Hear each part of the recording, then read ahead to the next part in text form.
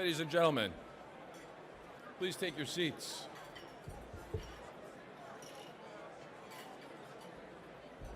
Ladies and gentlemen, please take your seats. Thank you.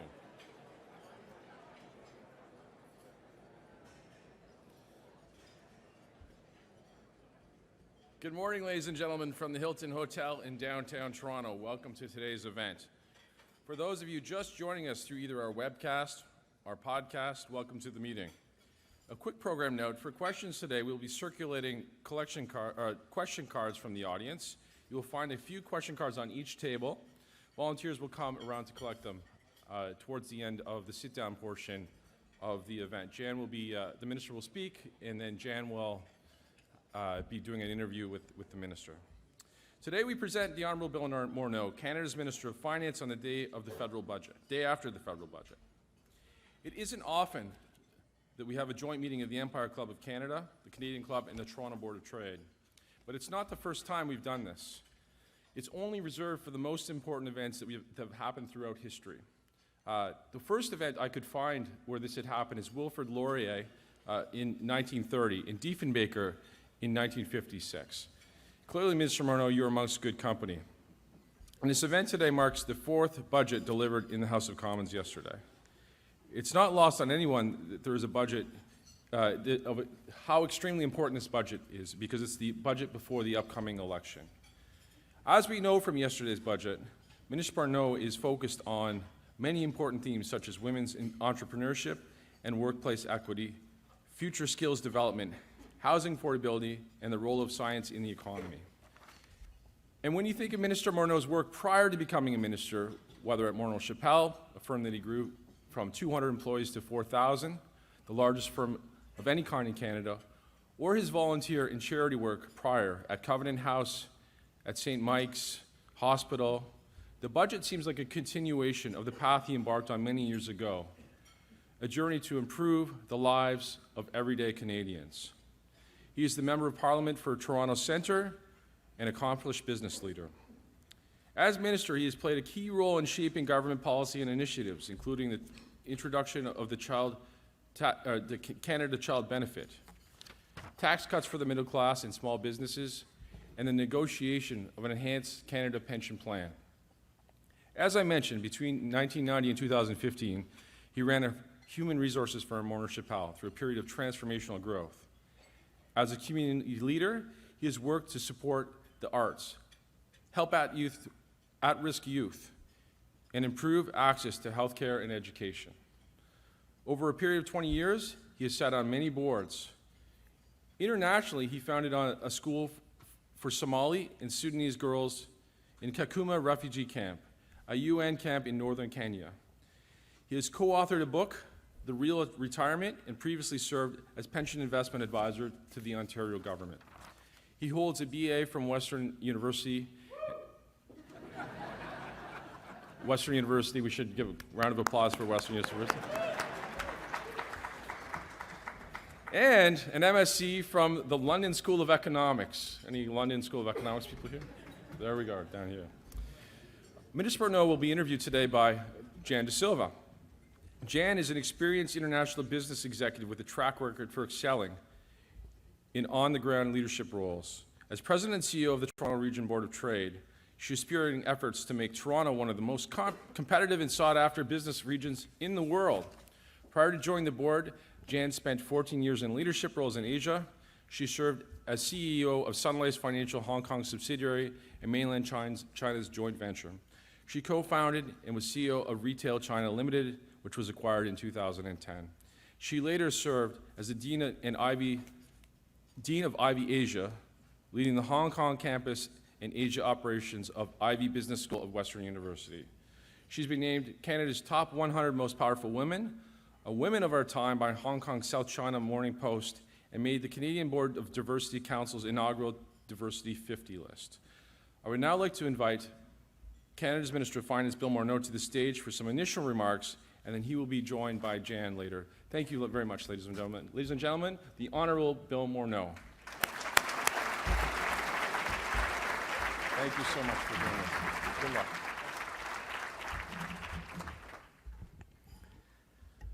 Well, good morning. I'd like to start by thanking you, Kent, for that voluminous introduction and for the shout out from whoever went to Western. Yeah, there you go. It's great to be here this morning. I'd like to thank the Canadian Club, the Toronto Region Board of Trade, and the Empire Club for hosting this breakfast this morning. It's great to see so many people coming out to hear about what the federal government is trying to do on behalf of all Canadians.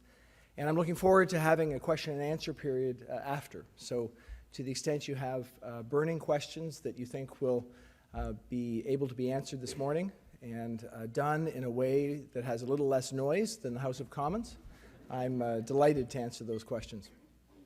It's my fourth budget as the Minister of Finance for Canada. And what I can tell you is that if any of you were surprised by anything that we announced yesterday, I think you probably haven't been watching us for the last 4 years. We took a look at what was going on in Canada in 2015, and we came out to Canadians and said that what we believed we needed to do in order to deal with stubbornly high unemployment, in order to deal with lower rates of growth than we should expect in a country as great as Canada, we said that we needed to make investments in middle-class Canadians. We needed to make investments to deal with people's worries about the future and ensure that people are able to do better so that our economy can do better. That was the starting point 4 years ago, and I think as you'll hear me talk today, you'll see that that continues to be what animates us as we think about how this country should move forward. But to set the frame for the budget yesterday, I'd like to step back and just identify the context. All of you, I know, are watching what's going on around the world. We're seeing a raucous debate in the United Kingdom, people questioning the benefits of immigration and the benefits of trade and tearing their country apart. We're seeing enormous challenges in France, where the Gilets jaunes are questioning the nature of their economic success and how that success goes to the broader population in that country.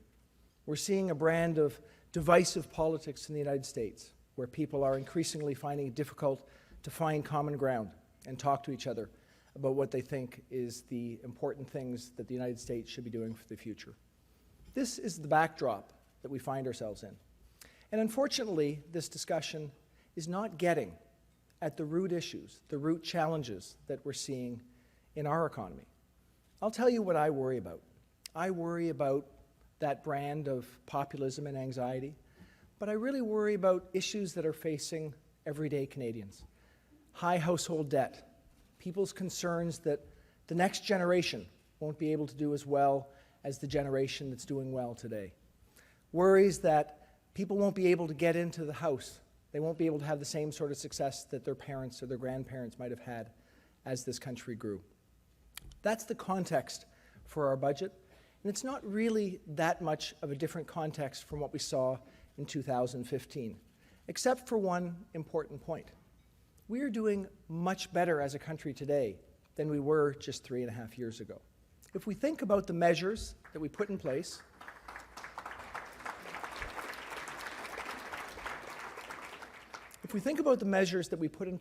early on in our mandate, the expansion of the Canada Child Benefit, the changes we put in place with the Canada Workers Benefit, we've seen some material changes in how Canadians are faring just 3.5 years later. We've created together 900,000 new jobs in this country.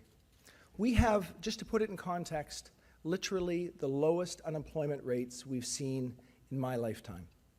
It's really a strong starting point for the next things that we want to do for our country. Now, we've also taken real efforts to make sure that those people in our country that haven't been doing well have the possibility of doing better. One of the things I'm proudest about over the last 3.5 years is the combination of the Canada Child Benefit, the Canada Workers Benefit, which gives people trying to get into work the opportunity to earn more as they move from social assistance into work, and the increase in the Guaranteed Income Supplement, means that in just 3.5 years, we've raised 825,000 Canadians out of poverty. So when you have a demographic challenge, when you realize you're facing issues that are enormously problematic because we have more people over the age of 65 than under the age of 15, getting more people actively at work, finding a way to raise people into the possibility of greater success for their family. That's critically important for them, and it's critically important for everybody in this room as well. So that's the starting point of our budget, Budget 2019. As much as I'd like to think that the best unemployment numbers that we've seen in more than a generation, and that the lowest poverty rates in a generation should mean that everyone in this room and across the country is no longer worrying about the future, it's just not the case. People are very anxious about what they're seeing. The world around us is moving faster than it's ever moved before. We know that the pace of job change is, if anything, accelerating. The budget we put forth this year is trying to address that very real challenge. One of the things that I think will have a lasting and important impact on how people pursue their careers in this country is something we introduced yesterday. It's called the Canada Training Benefit. What we realize people need to see is the possibility that they can get the skills and the training they need to be successful in their current jobs and to consider what their next step might be in their lives. But it's difficult. It's hard to take time off work. It's hard to support your family if you're not working. And for many people, it's hard to actually find the money to have that training course. So what we've put in place is an approach that allows people every 4 years, 4 weeks off. It allows them to go on the EI system so they can get 55% of the average wage while they're off. It allows them to get a $250 tax credit each year, $1,000 every 4 years, up to $5,000 over a lifetime to fund their training. What I think is going to happen is that people are going to seek to find ways that they can constantly improve themselves. We already have a great situation in terms of an educated workforce in our country. We have among the highest rates of post-secondary education in the OECD, but we need to be ready for the changes that are coming at this, and we're trying to prepare Canadians to be ready. We also look at our housing market, and you'll know, many of you in this room, that we've done an awful lot in housing over the last 3.5 years. One of the first things I did as your finance minister was put in place some rules that did make it a little bit more difficult to get mortgages because we saw that there was increasingly an increase in prices that was unsustainable. Those efforts have in fact stabilized our market, especially in places like Toronto, in Vancouver. We've also put in place approaches to ensure that we have increased housing supply, especially in affordable housing. But even with all that, we know that there is a real challenge for people, middle-class Canadians, to get into their first home. So we had to look at how we could do this in a way that didn't actually cause challenges with market stability.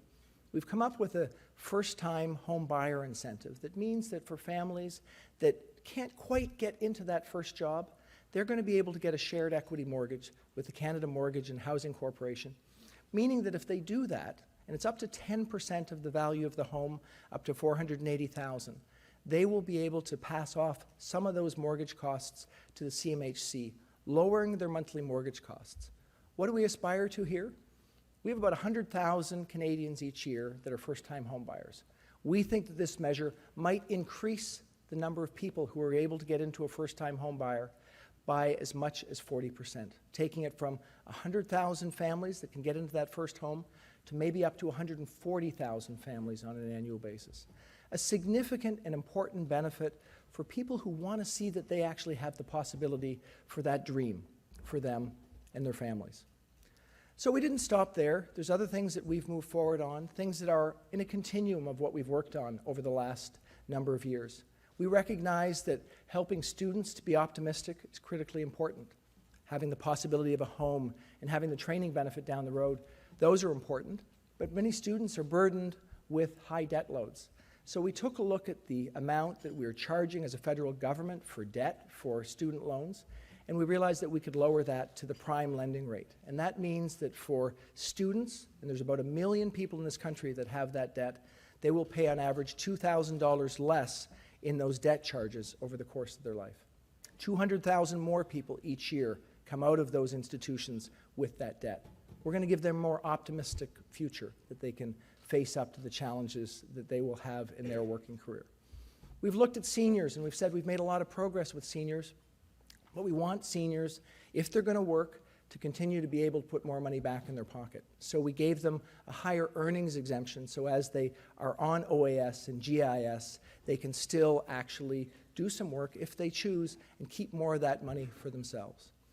And importantly, we looked around the country and we realized that in a place like Toronto, everyone is part of the new digital economy. But that's not the case around our country. We know that in rural communities and places that are in the farthest reaches of our country, many people still don't have access to high-speed internet, yet alone actually have high-speed internet. So we put in place a plan that's working together with business to increase the amount of funding we put into high-speed internet. It's going to make a difference in the short term. The accelerated investment incentive we put in the fall economic statement means that private sector actors like Bell and TELUS and Rogers and others are actually going to put more money into high-speed internet in rural areas. And on top of that, we're going to use the Canada Infrastructure Bank to crowd in more private sector money so that everyone across our country can have access to high-speed internet by 2030.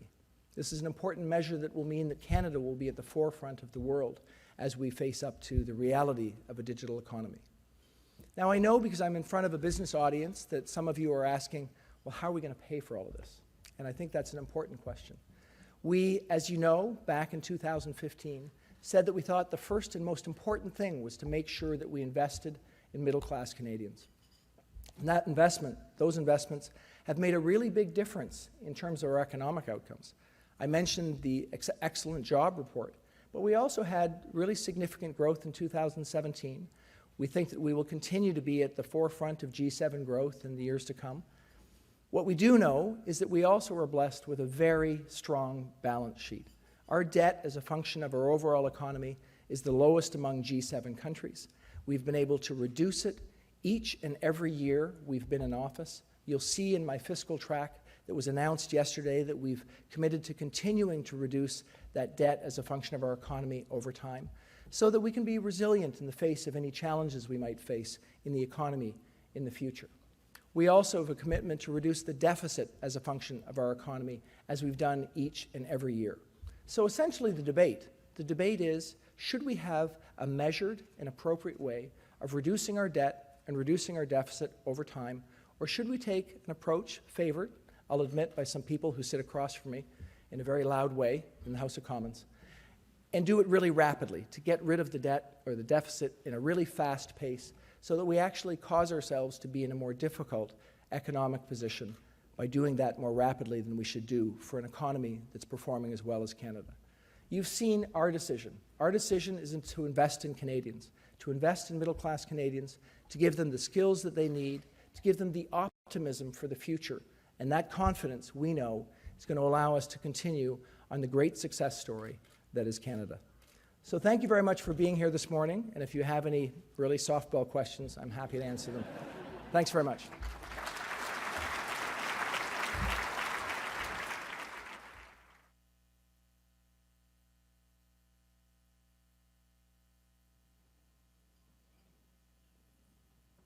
Well, good morning, Minister. Great to have you here. I want to echo what Kent said. It's just a pleasure to be working with Andrew and Kent in our three organizations. We share many of the same members, so it makes a lot of sense to just bring us all together in the same room.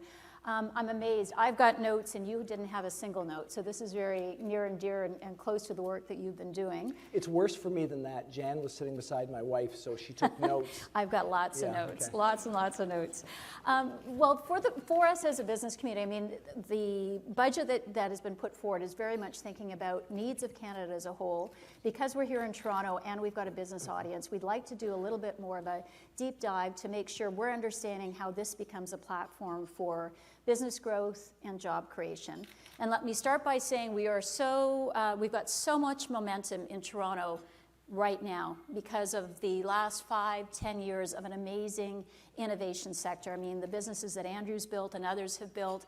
I know Mayor Verbanovic from Kitchener's in the room, part of the amazing innovation corridor. And so elements of this budget really resonated for our innovators.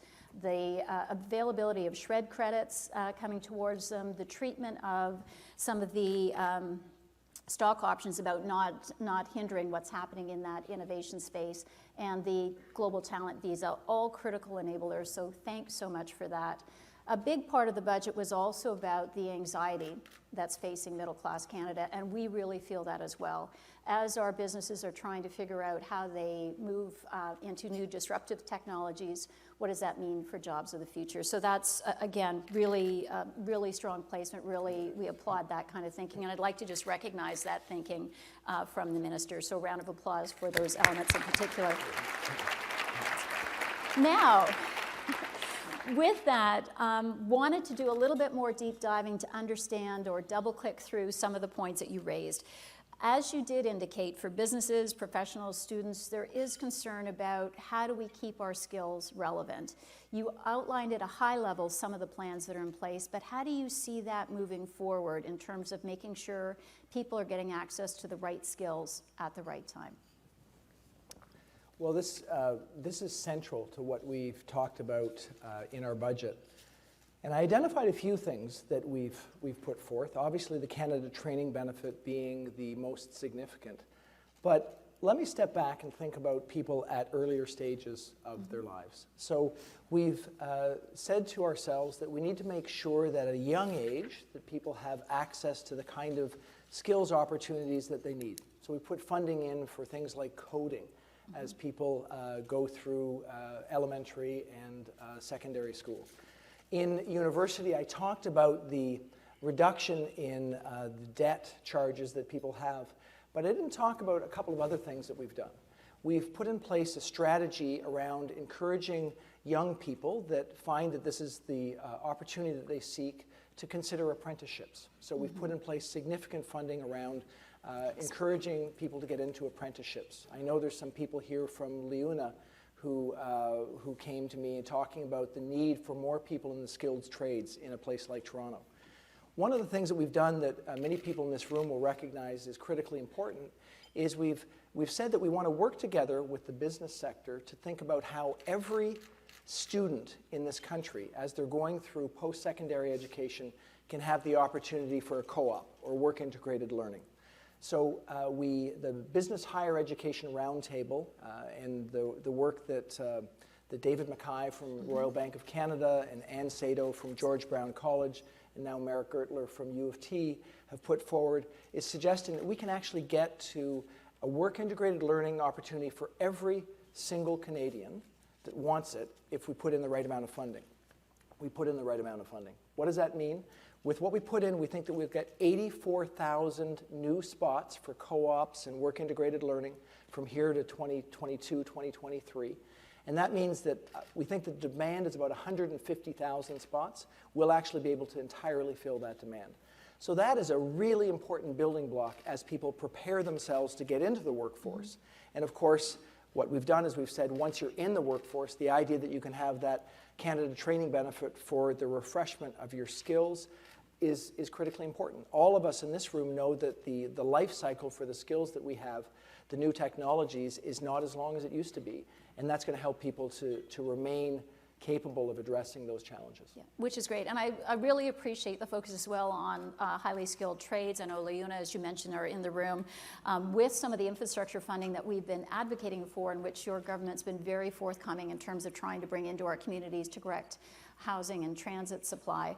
We've got a huge shortage of folks coming through the trades, so our ability to work alongside your programs and make sure that there's stronger pathways for kids to get into those programs, I think will serve us all well. I think just in the Toronto region, about 146,000 jobs are being created over the next decade by the infrastructure funding that's been committed here. 127,000 of those are net new jobs, so it really is incumbent on us to help move folks into those opportunities. Deloitte and the Business Council of Canada recently released a scorecard measuring our global competitiveness. It showed that 55% of our leaders are very concerned about the competitiveness of our business environment, citing taxation and regulation as among the biggest barriers. What measures do you anticipate on regulations? You refer to that in the budget. What do you see happening in that regard? We, of course, we hear this and we're listening to this issue. Those are two separate issues, obviously, taxation and regulation. So on the taxation front, we did, as I mentioned, we moved forward with the accelerated ability to accelerate capital cost depreciation in our fall economic statement. That was an important measure that allows people to invest quickly, to create jobs. It also ensures that we're more than competitive with the United States. So on the next investment for a Canadian company, there's about a 5% advantage for that next investment in Canada versus the United States. Our actual tax rates are in a competitive zone. We're at about 27%. The United States is at about 26% in terms of federal and either provincial or state, depending on the country. And of course, in the small business sector, we're very competitive. We're much lower. Our small business tax rates are lower than any other country in the G7, including the United States. From a regulatory standpoint, though, there's absolutely more to do. The biggest thing I hear as I go around the country in the regulatory front is obviously getting big projects built. So there's a big and legitimate concern that we, for example, with pipelines, that we cannot get a pipeline built to get our resources to international markets. So that we took an historic decision around the Trans Mountain Pipeline to purchase that pipeline. We're going through that process right now and going through the consultations. And we want to get this done, but we need to get it done in the right way so that we actually have a demonstrated approach to getting a project like that done.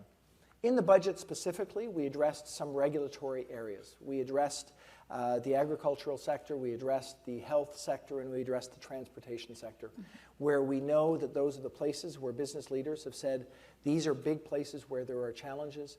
We've put funding in so that we can actually try and get at those challenges.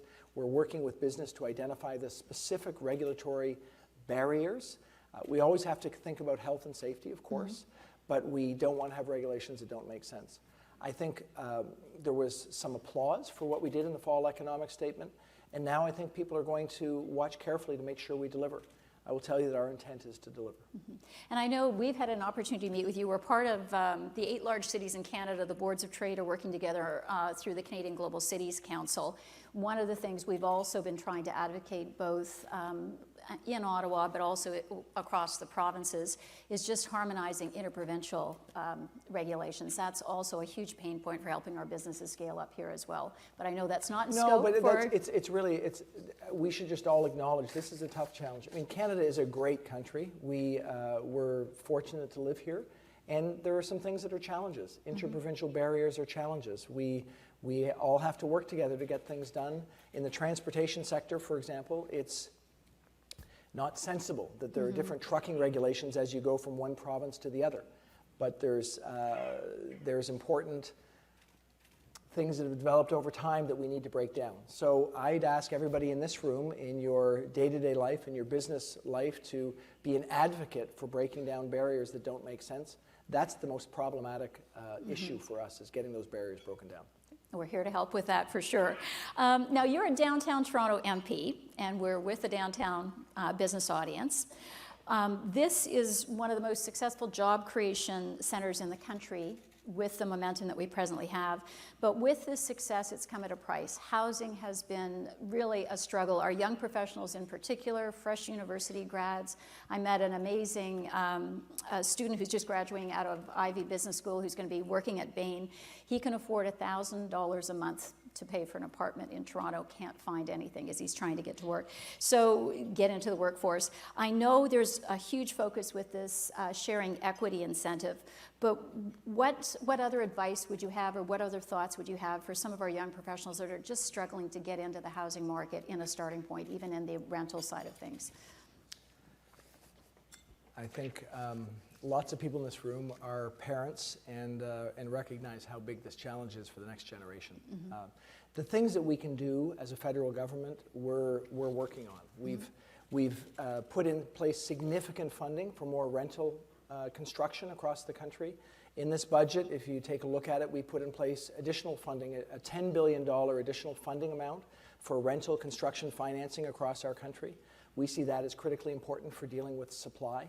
We also, I know there's at least one mayor here, we put in place a housing supply challenge for municipalities, a $300 million amount that municipalities are going to come to us and give us ideas on how they can expand supply. Because really the issue in a city like Toronto is very much about supply. Absolutely. So that's what we're trying to do to encourage more actual building. Obviously in a place like Toronto it will come with debates about density. And those are going to make that a challenge for sure.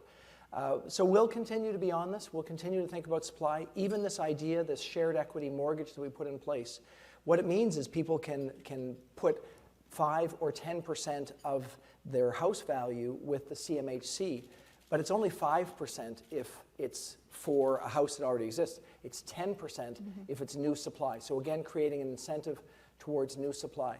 I think we need to keep encouraging people at the municipal level, at the provincial level, to think about supply. That's certainly, that's what I'll be doing from my position. Okay, yeah, and we looked very carefully. I think there's some good opportunities. If you look at the average condo price, some of the programming that's been put in place with the CMHC program will make sense, but it's likely going to make sense outside of Toronto, which kind of connects to the next question. Transit continues to be a huge need that we have throughout the Toronto-Waterloo corridor, two-way all-day go and other types of ways of moving people across this economic zone. Your government's done an amazing job of saying we're going to make infrastructure funding available. The Prime Minister was at our gala dinner in February, and we were having a fireside chat about how the dollars haven't flowed as quickly as we had hoped. I asked him what his thoughts were. He said, stay tuned for the budget. So with the budget, could you tell me, how are we going to help move these infrastructure dollars into market, into construction, into solving some of the transit gaps that we've got? I just have a huge sense of relief. Thank goodness I followed what I was supposed to do. There you go.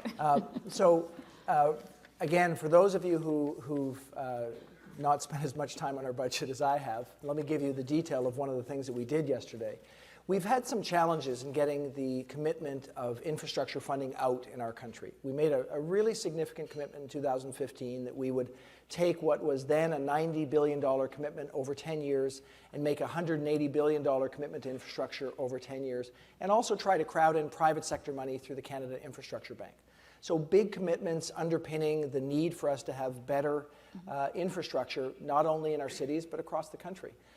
So that has been proceeding apace. This year, we've spent about $13.9 billion. That's I want to say this year, it's the fiscal year, so up till the end of March 31st, on that infrastructure. But it's not meeting up to everything that we wanted to get done. And that means that in places like Ontario and Saskatchewan and Manitoba and New Brunswick, we haven't been able to get the provinces fully on board with all the things we want to do.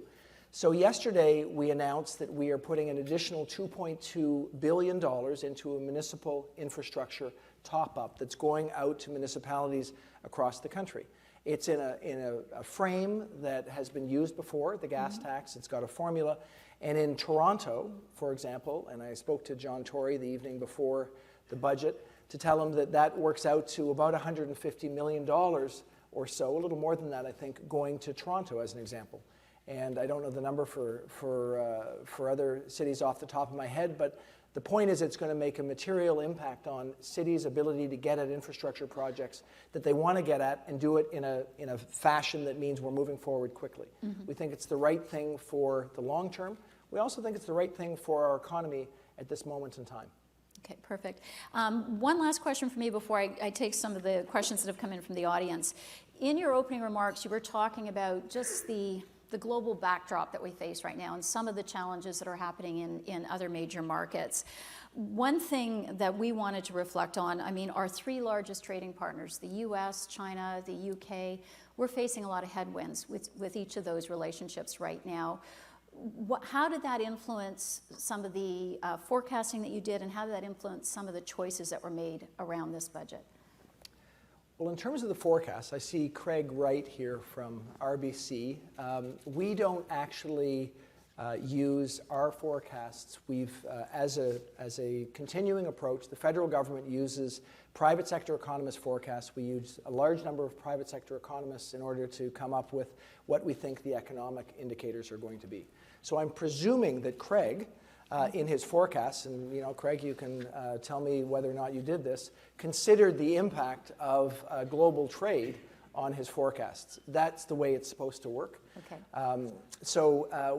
What is clearly the case is that these are real issues, that the current issue between the U.S. and China is challenging. I know they're working as well as they can to try and get to a better spot. I'm in pretty regular touch with Stephen Mnuchin, the Treasury Secretary, who informs me that those discussions are going reasonably well, albeit challenging. So I'm looking forward, hopefully, to a resolution to some of those tariff barriers that we're seeing causing global impediments. With respect to the UK, we will continue to trade with the UK on a favored basis. We're preparing for whatever eventuality comes out of the Brexit discussion. I'm sure that we will continue to have a strong tie based on our historic relationship.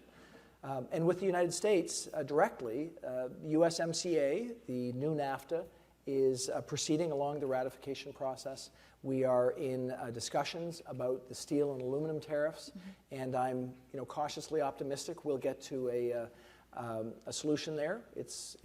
We're certainly not there yet, but we're having discussions that are proving to be fruitful. So it is a challenging time. There's no doubt about the fact that the anxiety facing people in major industrialized countries are resulting in politics being fraught with more challenges. That immigration looks different in different countries. Some people are, if they don't have a job, they're worried that people coming to their country will take their job. We've got the great good fortune in Canada that we don't have that to nearly the same degree. Our immigration system is working well. New immigrants are doing very well in this country. I think broadly we embrace immigration. But those same factors around immigration are also impacting people's views around trade. And we just need to keep working at developing these relationships, which we've done, to get us through this difficult time. Well, I'd say the other thing we're focusing on even closer to home is what can we be doing about interprovincial trade, because the ability for businesses in Canada to scale up in Canada, I think, is also a critical opportunity that we're just not missing. And we've had some discussions with Minister LeBlanc, and we'll continue to advocate at a provincial level for that. But that, to me, is another big opportunity for us. Okay, question from the audience. Let me just pick, there was one related to, okay. This is with respect to high-speed internet in underserved and rural areas. Can you elaborate on the incentives that will be put in place to encourage more private sector participation in this regard? And that's about high-speed internet in underserved and rural areas. So the way we've attacked this problem is we recognize that the economics for high-speed internet in different parts of the country are different. So the first thing we did was we put in place the accelerated investment incentive, and that gives the business sector ability to invest more rapidly. So we expect to see about $1 billion of additional investment in high-speed internet from the key providers. Obviously, those are going to be in places where the economics for them are strong. And then behind that, we expect that the ability for the Canada Infrastructure Bank to put in place some funding and to crowd in private sector funding will be at the slightly less economic part, because the Canada Infrastructure Bank can have some what they call concessional capital, so their return expectations are not the same as the major telcos. So we've got about $1 billion on the first tranche, and then we've got the second tranche with about $1 billion from the Infrastructure Bank, plus we hope about another couple $1 billion crowded in from the private sector. So here we're at the $3 to $4 billion investment level. Then we expect that we will have the CRTC has about $750 million that can also be invested. And then underneath that, we've got government funding of about $1.7 billion in those very hard to reach last mile places. And that includes an expectation that we're going to be able to use a new technology called low Earth orbiting technology to make investments. There's a company called Telesat, for example, that's a world leader in this area, where we might actually be able to get a less expensive way to get high-speed internet to really hard-to-reach places. So it's a comprehensive plan using the private sector and public sector funding to get at an issue which we think is really important for every Canadian. Absolutely agree. Your budget puts significant focus and investment on reducing carbon emissions, especially in cities. Thank you. What do you need from us, and what's in it for us? A question from the audience.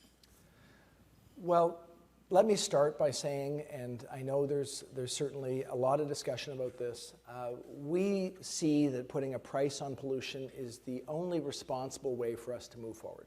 I know there's provinces out there that are questioning whether that's an approach that makes sense, but we think that the idea that we can create the incentive towards new technologies that actually reduce our carbon footprint by putting a price on pollution is eminently sensible. It's an idea that's come out over years, mainly heralded by right-of-center political parties for most of its iteration. And we are going to take the step of taking every single dollar that comes to the federal government, if we're the backstop for this, and putting it back to people. So all of you are going to be doing your taxes soon. Sorry, that's part of the deal. I love it when I go through Porter Airport. There's a sign there. My wife says to me, it says, "You're retiring, but the tax man hasn't." And she always says, "Oh, that's you." But the point is, in your tax return this year, what you're going to get is you're going to get that money back in advance. And you're going to get, like in Ontario, for a family, it's going to be about $307. And that it's equivalent to, for at least 8 out of 10 Ontarians, what that price on pollution will actually result in. So you'll have a decision to make. You'll have a decision to make what you do with that $307. Do you keep doing what you're doing now, or do you do some sort of home retrofit so you actually spend less on home heating? You know, that'll be each and every person's decision. But the economic argument is that the collectivity, you know, all of our decisions together will actually get us to a better place. And that's what we're trying to achieve. It is not a novel idea in the world. It's certainly the case that this is going to help us with climate change, of course, but it's even going to help us with things like getting pipelines built. I can tell you that getting pipelines to go to the United States right now, one of the impediments is the states that have to approve these pipelines going through their states are actually looking at our approach to climate change and asking whether we are actually meeting up to their expectations. So this is a real issue. We need to get on it, and we're just going to stay with it. And we hope that the people in this room, people across the country, will support our efforts to be a responsible country in the face of what is really devastating climate change around the world. Yeah, and certainly you see the global movement. I think it was a 14-year-old that started it now, just trying to raise awareness on it's their future. Look, this is all the time I've got with you now, so hopefully that, Nancy, thanks for the tips. I couldn't work it into the discussion, but maybe another time. But I just, on behalf of the business community, want to thank you so much for coming, for sharing. I mean, you are clearly deeply into this, not a single note in front of you. And I just want to recall, I think it was 4 years ago in this very room, when you were newly elected, our new finance minister, you were talking about the transition into the role and the amazing bureaucrats that you're working with and all the big binders that they were pushing across the table at you. Clearly, you've got those memorized and down pat. I think there's a lot of things that are really good news for the business community, for Toronto, and for our middle class here in the region. So thank you very much for all of the time that you've put into this and all of the effort that you're putting in across the country on our behalf. A round of applause for our finance minister, please. Thank you. Okay. I was just going to say, Going down? You can stay here. This won't take too long. First of all, my name is Andrew Graham. I'm the president of the Canadian Club of Toronto, and very pleased that we were able to host you, Minister, today in an environment that was probably less noisy, at least, than what you've had in the House of Commons. On behalf of the Canadian Club, the Empire Club, and the Toronto Region Board of Trade, really pleased that you chose to come here and to our podium to share news of the budget so soon after you delivered it. I think two things struck me about your remarks. First of all, your clear passion for the issues. I think you've got a really great grasp, and you clearly care a lot about what the environment is globally and what the environment is in Canada for families and individuals here. And there's certainly lots in this budget for many different Canadians to think about and appreciate.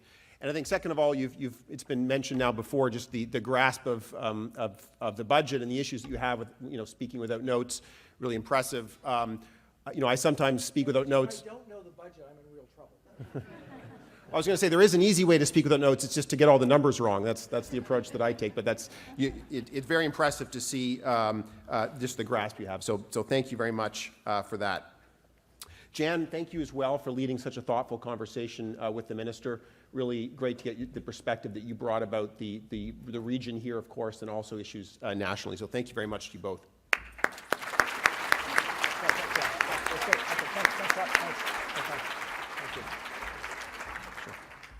Just before we close, I just want to mention that as nonprofit organizations, the Canadian Club, the Empire Club, and the Toronto Region Board of Trade, we count on our sponsors and partners to help us further our missions and each contribute to making the city and the country stronger.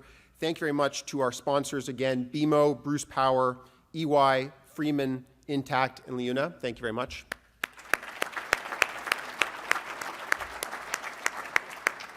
And finally, a big thank you to the Hilton Hotel staff, MediaEvents.ca, Canada's online event space, and VVC for live streaming today's event.